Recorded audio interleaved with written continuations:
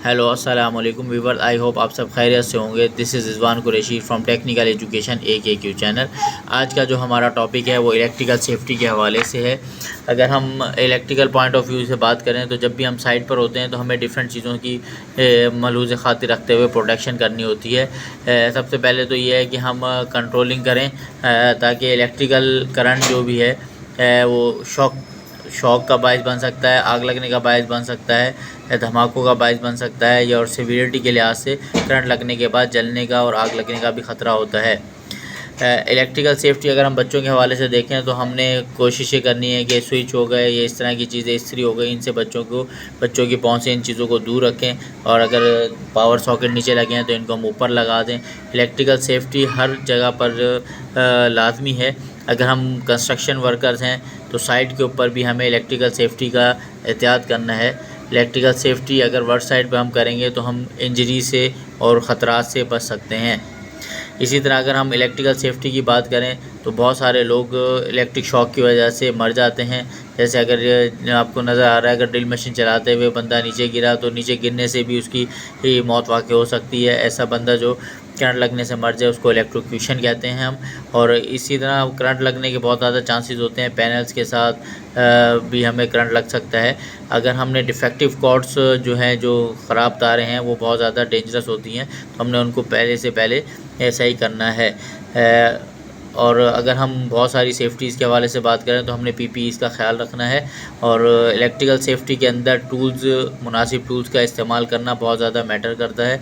अगर हम मुनासिब टूल्स को सही प्रॉपर चैनल के साथ इस्तेमाल करेंगे तो हमारे लिए सेफ़ रहेगा। और हमने PPEs का भी ख्याल रखना है जिसमें हमने हेलमेट वेयर किए हुए हों, हमने ग्लव्स वेयर किए हुए हों, और फॉल्टी अगर कहीं पर सर्किट्स हैं तो उनसे बचने के लिए हमने ये प्रॉपर जो है हमने तरीक़ाकार अपनाना है। दूसरा, अगर सॉकेट है तो हम कोशिश ये करें कि सॉकेट को हम हाथ ना लगाएं, और दूसरा उसको हम टॉय ना समझें। इसी तरह अगर हम किसी जगह पर ड्रिलिंग कर रहे हैं तो ड्रिलिंग करते हुए इस चीज़ का एहतियात करना है कि उसके पीछे बैक पर दीवार के अंदर तारे ना हो, क्योंकि इससे शॉर्ट सर्किट होने का ख़तरा है, आग लगने का ख़तरा है। इसी तरह जो हमारे स्विचेस सॉकेट्स होते हैं इनको ओवरलोड ना करें।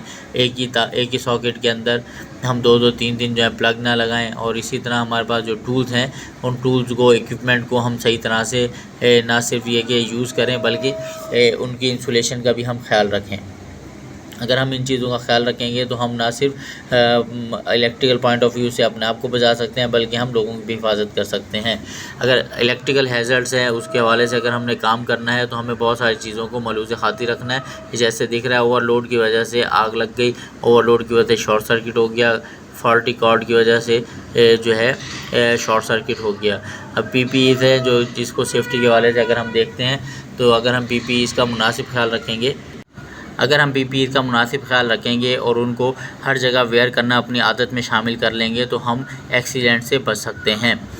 और अगर हम PPEs का इस्तेमाल नहीं करेंगे तो कभी भी हम ख़तरात से महफूज नहीं रहेंगे और हो सकता है कि हम ना सिर्फ इदारे के अंदर नुकसान कर बैठें बल्कि अपनी भी जान गंवा सकते हैं।